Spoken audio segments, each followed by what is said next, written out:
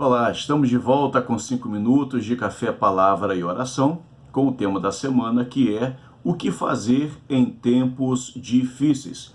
Vocês sabem que nós estamos em segunda carta de Paulo a Timóteo, no capítulo 4.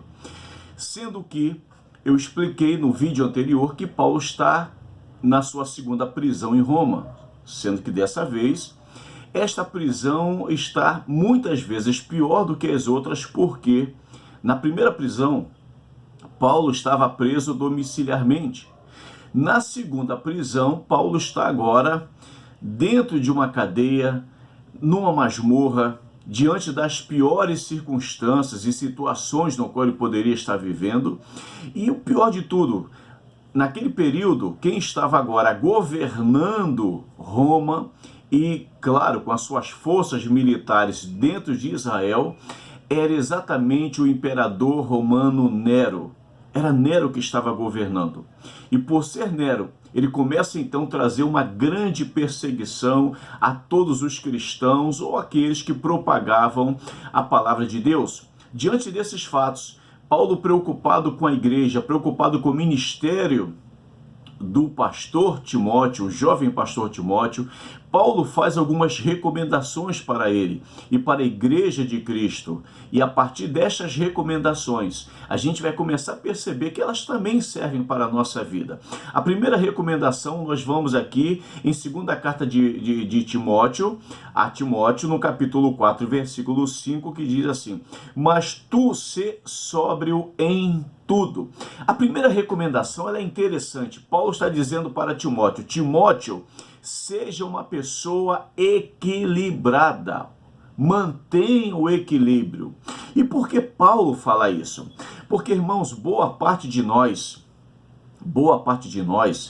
a gente tem uma facilidade muito grande de perder o equilíbrio ou controle emocional quando a situação em alguma área da nossa vida começa a sofrer algumas complicações. A gente parece que se desestabiliza por completo, por inteiro. Paulo estava preocupado com Timóteo porque ele era um pastor ainda jovem, inexperiente, e qualquer pressão acima da medida poderia desestabilizá-lo. Por isso, Paulo diz: Timóteo, seja sóbrio, seja equilibrado nas suas decisões. E esta orientação, ou por que não dizer recomendação, a gente começa a perceber que ela é importante para nós. Porque quando a gente percebe que as coisas não estão caminhando do jeito que nós gostaríamos que caminhasse, quantos de nós, irmãos, a gente fica totalmente desorientado?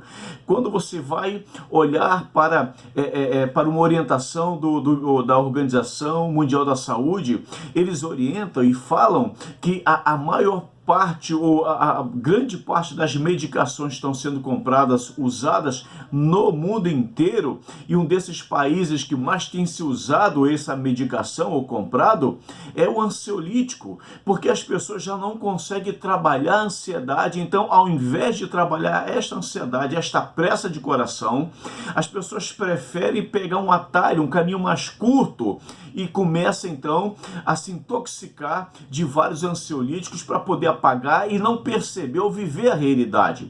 Paulo está dizendo: olha, Timóteo, seja sóbrio, mantenha o equilíbrio, para que você não se descontrole. Você sabe que uma pessoa sóbria, ela consegue, na verdade, ela consegue dosar as suas emoções. Ela não perde o controle diante das situações da vida.